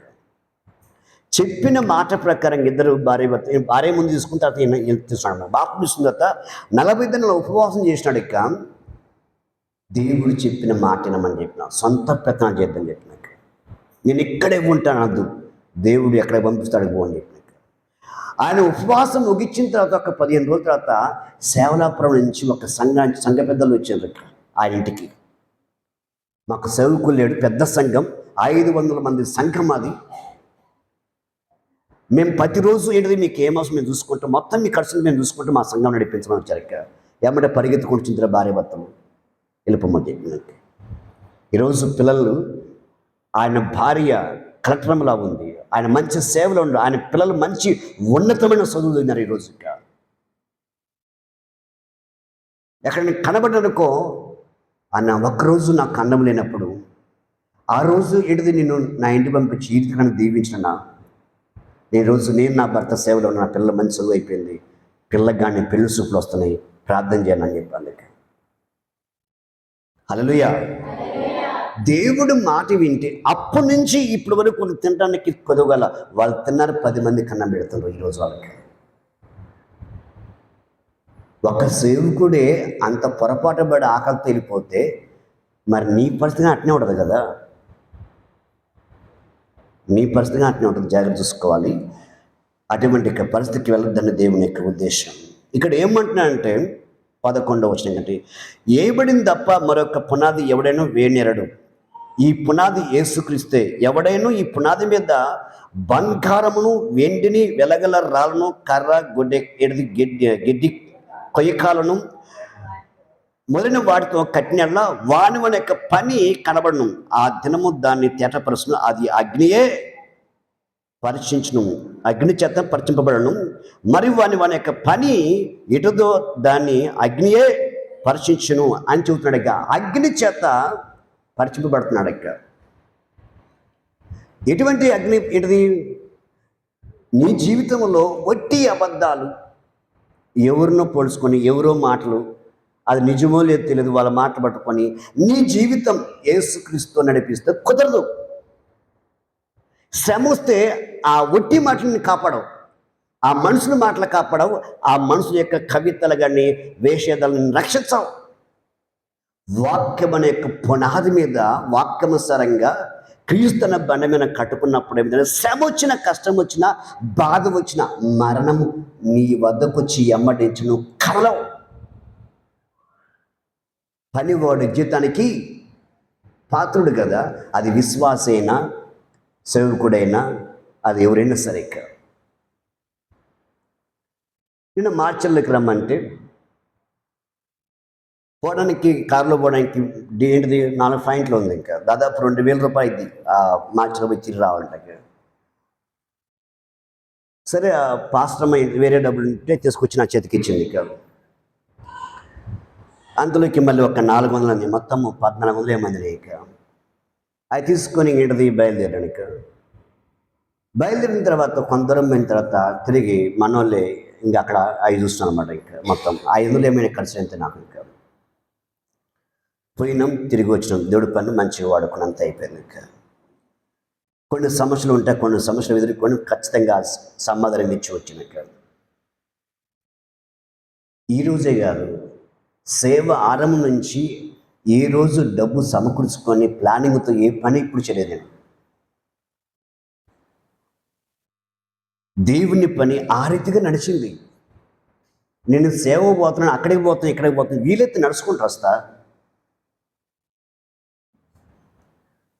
అలా చేసే తప్ప మనిషి మీద ఎప్పుడు మనసు పెట్టలేదు. ఎప్పుడు అటు చూసి అయ్యా నాకెందుకు ఇంత అన్యాయం చేసినావు, నేను నీ సేవ చేస్తున్నా కదా, నాకెందుకు చాగి డబ్బులు ఇవ్వలేదు, అట్లా ఇట్లా ఎప్పుడు దేవుడు దూషించలేదు, దేవుడు విమర్శించలేదు కాదు. ఆ సమయానికి దేవుడు ఏ దారిలో తీసుకెళ్తుండో, ఏ దారి కలిగి నడిపిస్తుండో సంతృప్తి కలిగి ఆయన పనిలోకి ముందు కొనసాగినాక. అందుకే యేసు ప్రభు నమ్మిన మనం ఎలా ఉండాలంటే, నువ్వు దీవించబడాలని ఆశ నాది. దీవించబడిన ఆశ ఉంది, కానీ ఎందుకు దీవించబట్ల? ఆశ ఉంది నీకు, నాకు ఆశ ఉంది, కానీ నువ్వు ఎందుకు దీవించబట్టలేదు? కారణం, అది ముఖ్యం. నీకు ఆ కారణం అర్థం కావడానికి చెబుతున్నమాట. ఇంకా ఎందుకు దీవించబట్ల, ఆత్మీయంగా ఎందుకు ఎదగట్లేదు, ఈ పరంగా ఎందుకు పొందుకోలేకపోతున్నావు? దేవుడికి నచ్చంది, దేవుడికి ఇష్టంగా అంది, నిన్ను పాడు చేసేది, నీ కుటుంబాన్ని పతనం చేసేదానికి హృదయంలో ప్రాముఖ్యత ఇచ్చినాను. ప్రాముఖ్యత దానికి చోటిచ్చావు తప్ప దేవునికి చోటు లేదు. అందుకే నమ్మి నాటించి ఇప్పటి వరకు ఎక్కడేసిన గొంగడు అక్కడే ఓడిపోయింది. ఎప్పుడు చూసిన మోకం, ఎప్పుడు ఏమాక బాగున్నాలే, బాగున్నాడు, ఎప్పుడు చూడండి ఏడుపు మొఖమే, ఎప్పుడు చూసినా ఏడుపు మొఖమే. మగవాళ్ళు చూసినట్టే ఉంది, ఆడవాళ్ళు చూసినట్టే ఉంది. నేను అనుకుంటా, నేను ఏం పాపం చేసినా తండ్రి వీళ్ళు ఎడుతాం రా అని చెప్పి ఎడుతాను, నేను ఎడుతున్నాక. హల్లెలూయా. మీరు చెప్పండి అయ్యా, మీరు ఎప్పుడు మొక్క నల్లబడి ఉన్న కారణం నేనేం తప్పు చేశానా? చెప్పాలి. పాస్టర్ గారు నువ్వే తప్పు చేసాను చెప్తే చెప్పండి, నేను ఒప్పుకుంటా. ఏం తప్పు చేసినా నా చెప్పని నేను ఒప్పుకుంటా. ఇంకా మళ్ళీ ఏమైనా 2 రోజులు ఉపవాసం ఉండమంటావా? నీకోసం నేను 2 రోజులు కాదు, సంవత్సరం 2 సంవత్సరాలు ఉన్నా కానీ బతుకులో మార్పు అనేది, నేను మార్పు చెందాలని ఆలోచన లేకపోతే మీరు ఎప్పుడు దీవించబడలేరు. నేను మార్పు చెందాలి, ఆ పాత స్థితి నేను ఉండకూడదు, నేను యేసుక్రీస్తుకి తగ్గట్టుగా నేను బ్రతకాలని ఆలోచన తీర్మానం చేసుకుని ఆ మొండి పడుతూ నువ్వు నడిస్తే దీవించబడతావు, కానీ లేకపోతే లేదు. ఇంకొక ఆమె వచ్చి నన్ను దీవించయ్యా, నన్ను దీవించి ఈ నోట్లో పొగాకు వేసుకుంటుంది. అప్పుడేదో ఉంది, ఈయన ఏదో ఉంది అనుకుంటా, దీవించయ్యా అంది. తొట్టికాడికి పోయి తొట్టు తలకాయ ముంచి రాపో అని చెప్పినట్టు. ఇవన్నీ చాలా ఉన్నాయి, ఇవన్నీ చెప్పుకుంటా కుదరదు, మా స్వప్నం పట్టుకోదు. వాక్యం చెప్పాయా ఏంది కథానికి, ఎందుకు ఈ మధ్య చెబుతున్నాను? నువ్వు నిద్రపోతున్నావుగా, అందుకు చెప్తుంది. నువ్వు నిద్రపోకుండా ఇంక చెబుతున్నావు మాట నీకు మధ్యలో అక్కడక్కడ.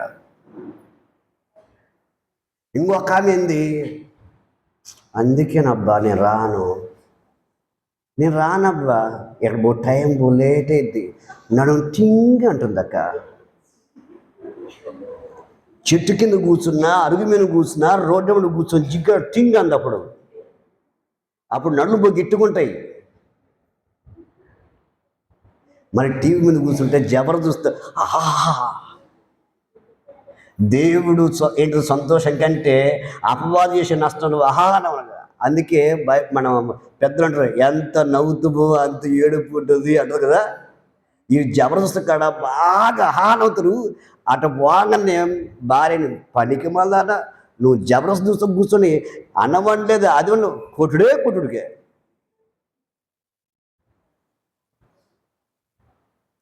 ఇటువంటి పరిస్థితి చూస్తూ ఉన్నాం. ఒక ఆయన చాలా మంచిగా ప్రేమతో, పాస్టర్ గారండి మీరు మా ఇంటికి వచ్చి ప్రార్థన చేయాలండి, మీరు మా ఇంటికి వచ్చి ప్రార్థన చేస్తే మాకు ఎంతో ఆశోదం అంటే అన్నాడు ఆయనక. నేను నమ్మిపోయినా ఆ ఇంటికి పోయానక. పోతే మా భార్య మీ చర్చికి వస్తుందండి, మా కూతురుగా వస్తుందండి. మా భార్యకి ఏంటిది, అబ్బా ఆమె యేసుప్రభు నమ్మిన మార్పు లేదు అంటాడు ఆయనక. నేను అనుకున్నాను ఇదేంద్రా మంచి పిలిచి ప్రార్థన చెప్తా అని ఎట్టంటాడు. మా భార్యకి పరిస్థితి ఉంది, నా కూతురు అంతకంటే 2 ఆకుతుంది. ఆదివారం వచ్చిన చిరాకు మోసం లేకపోతే గిన్నెల పడిపోతాయి మా ఇంట్లో. వాళ్ళు ఏం మారారండి, అప్పుడప్పుడు వచ్చి మళ్ళీ నన్ను అంటుండు, అప్పుడప్పుడు వచ్చి నన్ను మారు వాళ్ళ బార్స్ ముందు చక్కగా మర్యాద పిలిచి నా చెంప పెట్టి కుట్టాడు ఆయనకి. అంటే ఏం చేశారు వీళ్ళు విశ్వాసులు, వీళ్ళ నమ్మిల కోసం ప్రార్థన చేస్తే వీళ్ళు కొడితే నాకు మార్పు రావట్లేదని వాళ్ళ ఆయనకాయ పిలిచి కొట్టించారు 2 తండ్రి కూతురు కలిసి నన్ను. ఇది పరిస్థితి. ఇట్లా తన్నులు అనిచ్చారయ్యా.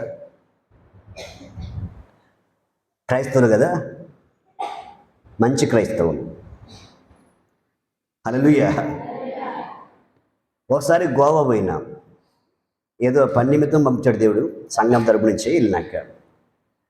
కిందేమో చర్చి ఉంది, పైన బార్ ఉంది, అదే తాగేది పైన ఉంది. మధ్యలో స్టార్ ఉంది, ఆ బారుకి చర్చికి మధ్యలో స్టార్ ఉంది. నా పక్కన ఒక ఆయన బాగా మంచిగా మాట్లాడుతూ వస్తుంది అక్కడ అని, ఓయ్ ఇదేంది, కిందేమో చర్చి ఉంది, పైన బార్ ఉంది, మధ్యలో స్టార్ ఉందంటే మన క్రైస్తవులు అట్నే ఉంటారు అని చెప్పినాక.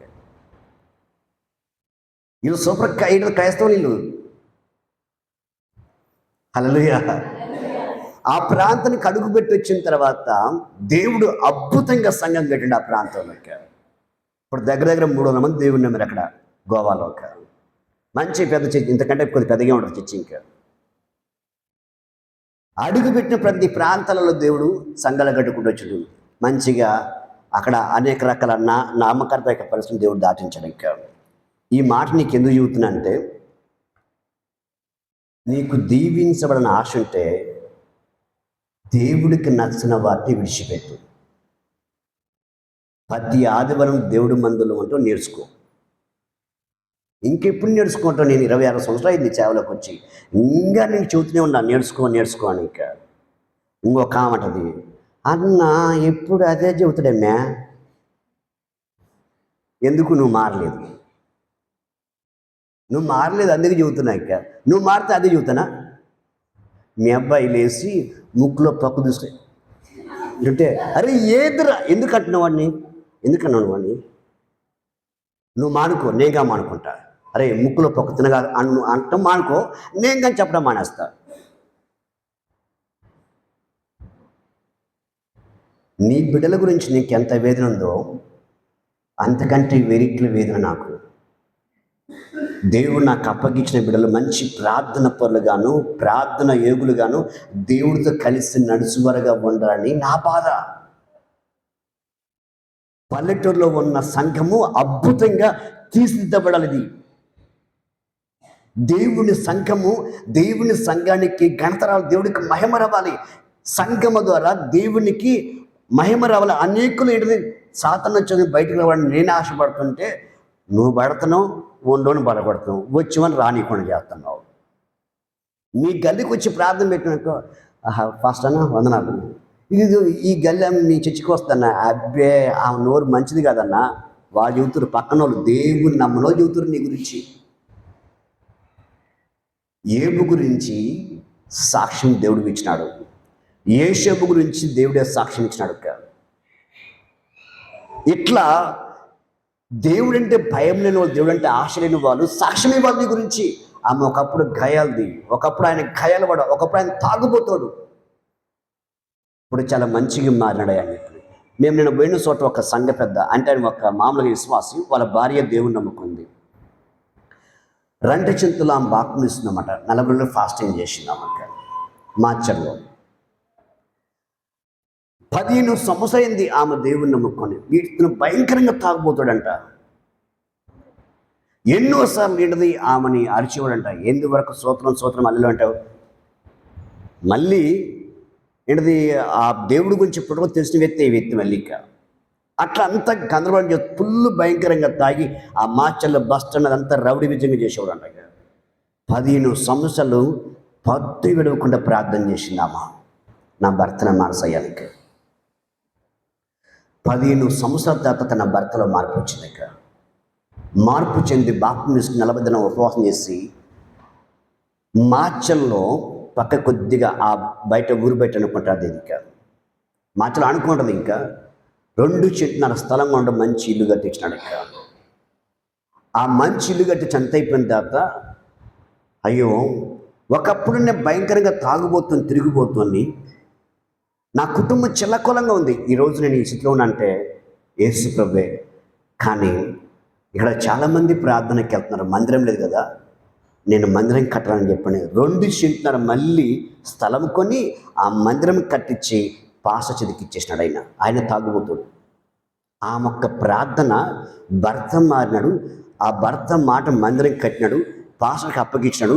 ఈరోజు చాలామంది దేవుడిని నమ్మారు ఆ మొక్క ప్రార్థన ద్వారా, ఆ మొక్క ప్రార్థన ద్వారా. హల్లెలూయా, హల్లెలూయా. మీరేం చేస్తారమ్మా? అదే పెద్దండు గుడిని గుళ్ళో లింగాన్ని మింగి తట్టున్నారు. మనం దేవుడికి ఇటువంటి తర్వాత సంగతి కానీ ఆ ఒక్క వ్యక్తి ప్రార్థన, నేను మేము అట్లా పోంగల్లా ఇంట్లో కూర్చుంటామని చెబుతుంది.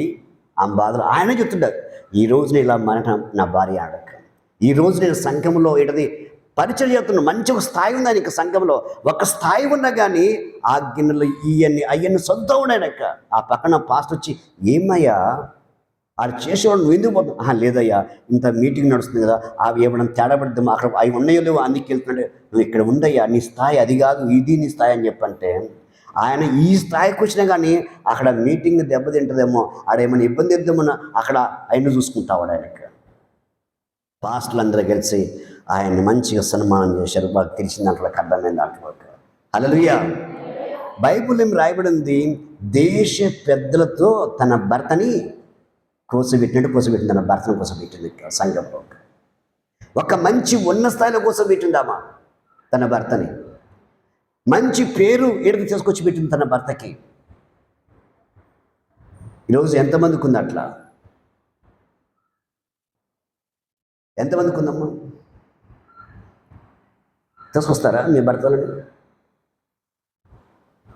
ఇక్కడ టెండర్ అంటే ఇనికిపోయిందా, ముందుంది ఇది ఏడుందమ్మా?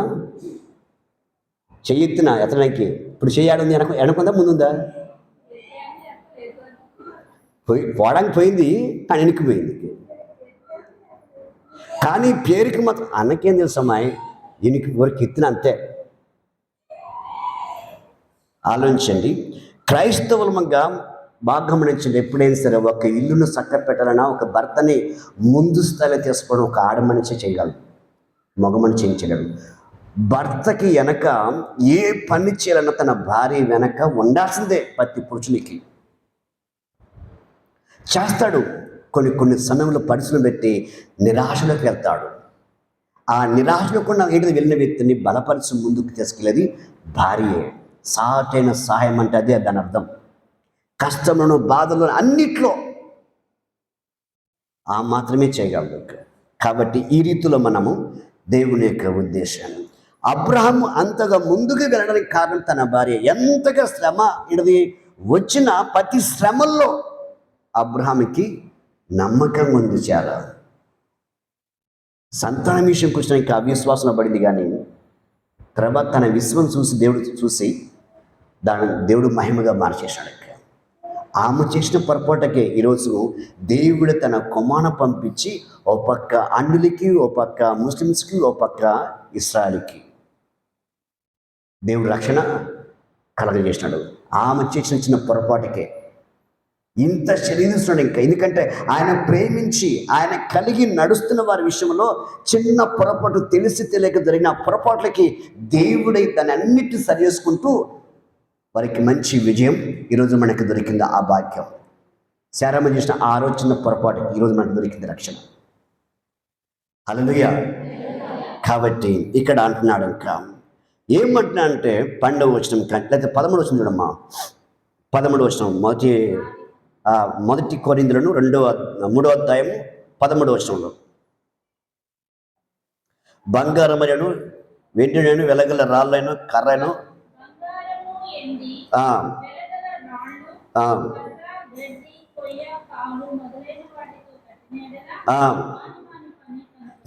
ఆ, ఆ,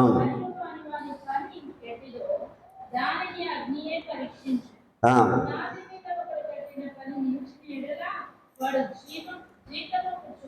ఆ.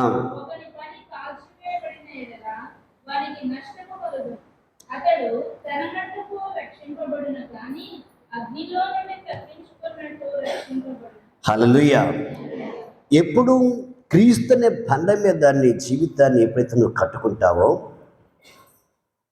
ఒక్క సమయంలో శ్రమ వస్తుంది. ఇక ఆ శ్రమ ఎందుకు వస్తుందంటే నువ్వు గట్టిగా కట్టుకున్నావా లేదనే దానికోసమే శ్రమ వస్తుంది. ఇక మనం గతంలో పూరిళ్ళు కట్టుకున్నాం, వర్షాలు ఎక్కువైనాయి, పరిస్థితులు మారినాయి, మంచిగా ఇల్లు గట్టిగా వేసుకున్నాం. ఇక ఎందుకు ఆ కాలంలో ఆ శ్రమ రాబట్టి అమ్మో ఇది ఈ ఇల్లు పడిపోతున్నాయి, కారిపోతున్నాయి, చాలా ఇబ్బంది అవుతుందని చెప్పేసి ఆ పూరిళ్ళని కాంచేమంది పాములు రావటం ఏదో రావటం అని చెబుతున్నాయి. ఇంకా ఇదంతా గోలెందుకు ప్రతి ఇంటిది 3 సంవత్సరాలు కూడా పూసి కట్టుకోవడం గట్టి కట్టుకుందామని ఒకప్పుడు నడిగేట్లో ఉన్న పూరిలు మొత్తం ఈరోజు మిదలుగా మారిపోయినాయి, మంచి ఇల్లు మారిపోయినాయి. అలాగనే ఏమవుతుందంటే ఒక శ్రమ వచ్చిందంటే దేవుని దగ్గర నువ్వు స్టాండర్డ్గా ఉండడానికి దేవుడు నీకు సహాయము శ్రమ ద్వారా నీకు తాకనిస్తాడు. నీ కట్టుబడి ఎలా ఉందో నువ్వు ఎలా ఉన్నావని కాదు, అది జాగ్రత్త చేసుకొని ఆ ప్రకారంగా పడకుండా ఎప్పుడైతే నిలబడతావో అప్పుడు నీకు జీతం దేవుడి దగ్గర నుంచి దొరుకుతుందన్నమాట. నువ్వు విశ్వాసమే కావచ్చు, పరిచయం చేసే వ్యక్తి కావచ్చు, లేకపోతే సంఘ పెద్దలు కావచ్చు, సేవ చేసేవాడు కావచ్చు, అది ఎవరైనా సరే క్రీస్తు యొక్క బండ మీద నీ యొక్క జీవితాన్ని ఆ క్రీస్తు యొక్క పునాదిని కట్టుకున్నప్పుడు ఏమైందంటే వాక్యమసారిగా నువ్వు ఉన్నప్పుడు ఎన్ని శ్రమలు వచ్చినా, ఎన్ని కష్టాలు వచ్చినా, ఎన్ని బాధలు వచ్చినా, ఎన్ని పరిస్థితులు వచ్చినా నువ్వు ఎప్పుడైతే నిలబడతావో ఆ నిలబడినప్పుడు ఖచ్చితంగా దేవునికి జీతం ఇస్తాడు. ఇంకా ఆ శ్రమలు వచ్చినప్పుడు, ఆ కష్టం వచ్చినప్పుడు నోరు జారి దేవుడి మీద తిరగబడి దేవుని పోగొట్టుకుంటే మళ్ళీ మొదటి నుంచి నువ్వు కడపాల్సి వస్తుంది. ఇంకా ఎంత టైం పడింది, ఇంకా మళ్ళీ ఎంత టైం పడింది. ఇంకా హల్లెలూయా. ఆలోచించండి. ఇది పరిస్థితి. నేను ఒక చిన్న సాక్ష్యం ఇచ్చి ఇంకా ముగిస్తాను. ఇక్కడ మన బుజ్జన్న భార్య రవణమ్మ, వాళ్ళిద్దరు ఏంటది కొత్తపాలెంలో మన చర్చి తరపు నుంచే బాప్తిస్తున్నారు. ఇక్కడ కానీ ఇక్కడ అడిగేట్లో ఉందని తెలియదు వాళ్ళకి. ఇనకొండ పోతున్నారు. ఇనకొండ మన చర్చి ఉంది, అవసరం చర్చి. ఇప్పుడు లేదులే, అతను చనిపోయాడు. వాళ్ళు నడుస్తుంది, అసలు ఆయన లేడన్నమాట. వీళ్ళు ఏంటి దాటి పోతున్నప్పుడు మన దగ్గరికి ఒక అబ్బాయి అతను అబ్రాహ్మ్ అని, ఆ అబ్బాయి దగ్గర నుంచి వీళ్ళు రావటం జరిగింది. ఇంకా తర్వాత వీళ్ళు వచ్చిన కొన్ని రోజులకి ఏమైందంటే నేను వాళ్ళ ఇంటికి వీళ్ళు పిలిచారో లేదా ఏం పని తెలియదు, ప్రార్థన చేయడానికి వెళ్తే ఆ గుడిసె ఆ రౌండ్గా ఉంటుంది అన్నమాట. రౌండ్గా మనం హైదరాబాద్ పోయినప్పుడు పని చేయడానికి వెళ్ళినప్పుడు ఎట్లా ఉంటుందో అట్లా ఉందన్నమాట. ఆ గుడిసెకి వెళ్ళి చూసినప్పుడు బాధ అనిపించింది నాకు. సరే వీళ్ళు ఇంకా ఎందుకు ఇట్లా ఉన్నారా, దేవుని నమ్మారు కదా, ఈ పరిస్థితిలో ఉండకూడదు కదా అనిపించింది మనసులో. సరే ప్రార్థన చేసినాక ప్రభు నిశ్చితమైతే ఈ గుడిసెలో తొలగించి మంచి ఇల్లు కట్టుకోవడానికి సాయం, ఏదో నేను మామూలు చిన్నది అడిగినాను, మంచి వాళ్ళకి తగ్గట్టుగా, ఎందుకంటే ఆడపిల్లలు బయటికి వెళ్ళిపోతారు, వాళ్ళకి ఇద్దరే కదా అన్నట్టుగా ఆలోచన చేసినాక ప్రార్థన చేసిన ఒక ఆర్మికేమో వచ్చి అయ్యా ఇల్లు కట్టుకోవాలని చెప్పాను. సరే మంచిదని చెప్పాను.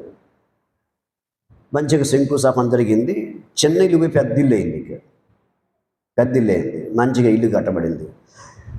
వీళ్ళతో అప్పుడు దాకా బంధువులు కానీ వాళ్ళు కానీ వీళ్ళు కానీ అందరూ అన్న బాగున్నావా, అక్క బాగున్నావా, చాలా మంచి అన్నీ బాగా కలిసి మంచిగా మాట్లాడుతున్నారు. గుడిసె అంతకాలం వీళ్ళు గుడిసె తీసేసి ఎప్పుడు ఇల్లు మొదలుపెట్టారో శత్రువులు పక్కనే ఉండరు. బాగున్నావా వాళ్ళే శత్రువులు ఎరిక.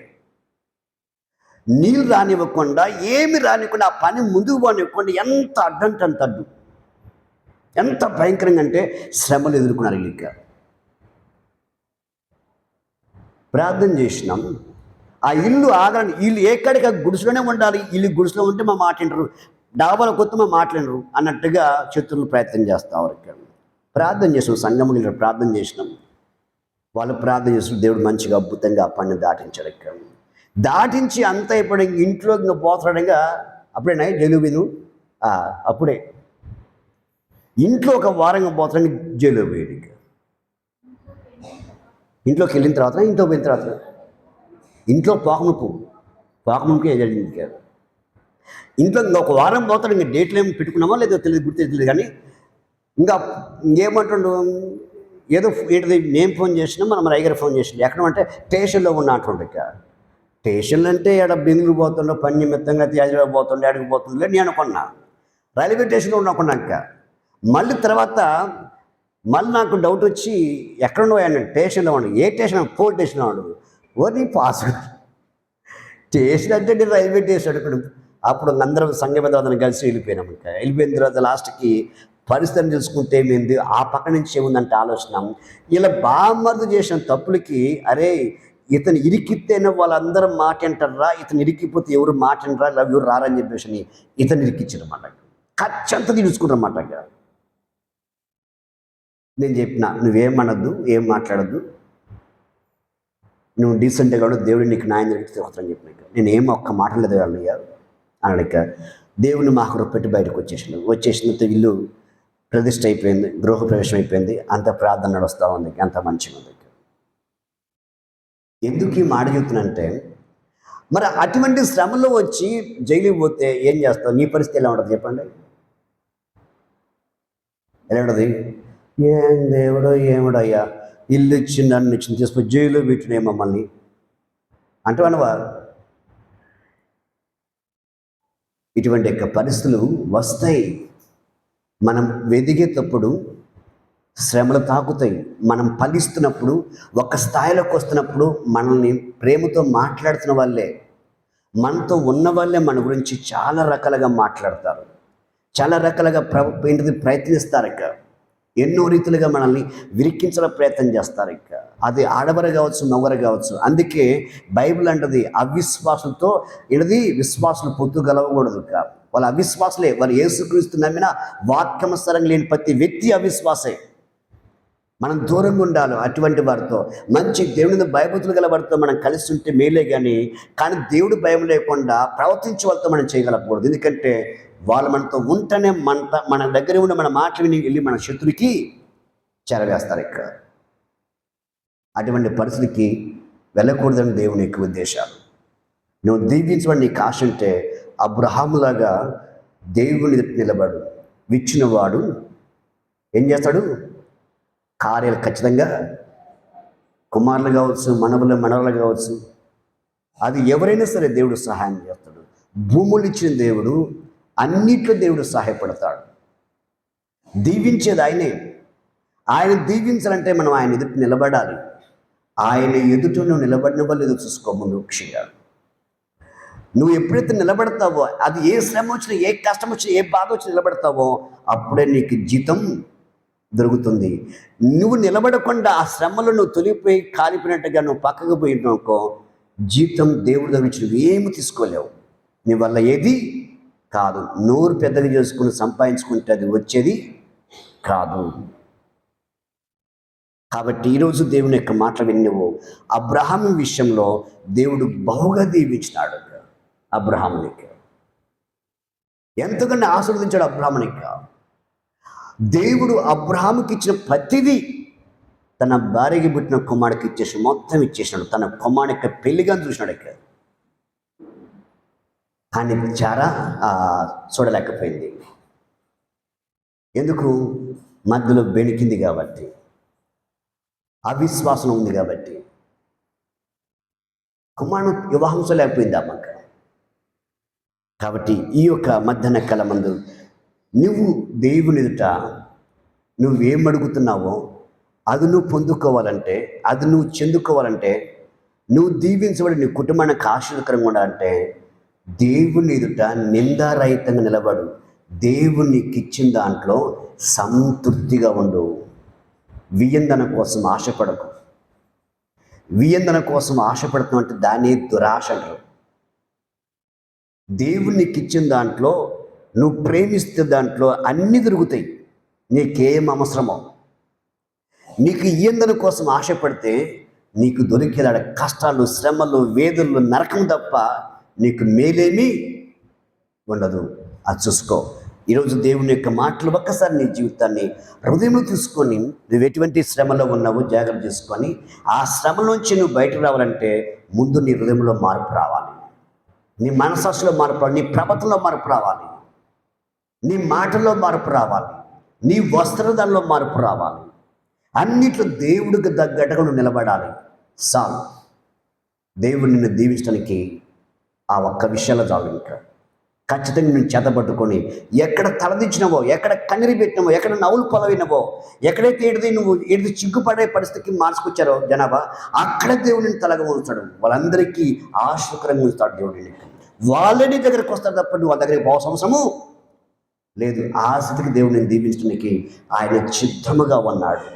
మరి నువ్వు సిద్ధంగా ఉన్నావా? ఆ రీతిలో నువ్వు ఉండటానికి సిద్ధం ఉంటే తల వంచి ప్రార్థన చేస్తుంది. దేవుడి యొక్క మాటలు దీవించిన కాక ప్రార్థన చేసుకుందాం. పరిశుద్ధుడ